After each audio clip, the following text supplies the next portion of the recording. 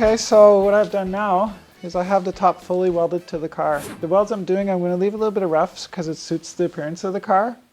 There's some weaknesses in the body where there's some holes that poke through. It's actually character the car has that I'm going to keep.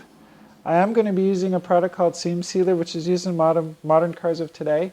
It's going to seal all the holes from the inside, but the welds from the outside are still going to be structural sound, but still look as Franken weld like I'm after, or the stitch welds like I'm after. I want it to suit both parts.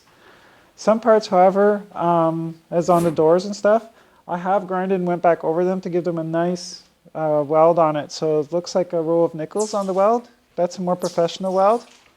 People can see that the weld is structurally sound.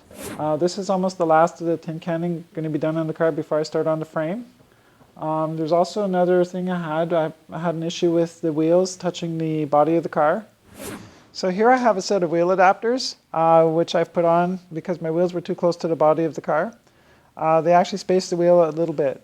These are not wheel spacers, these are real wheel adapters. They actually bolt on. There's bolts inside here that the wheels bolt on here. They're bolted, torqued to the manufacturer's specs. There's thread lock on the inside nuts and bolts. And these are titanium alloy studs on them, very strong studs. So now when I put my wheel on, I have this much spaced out. So my tire that was close to the body has now this much spacing out on it. It does space the tire out, but it ain't no wheel spacer. It's a wheel adapter, very strong. So wheel spacers are not recommended. I don't recommend anybody using wheel spacers unless they really, really, really have to. This is the way I like to use my things. These are used on dually vehicles, which have two wheels in the back, like heavy-duty trucks, so the wheels don't come too close together when the tires touch. Hence, this kind of wheel adapter is what I prefer to use.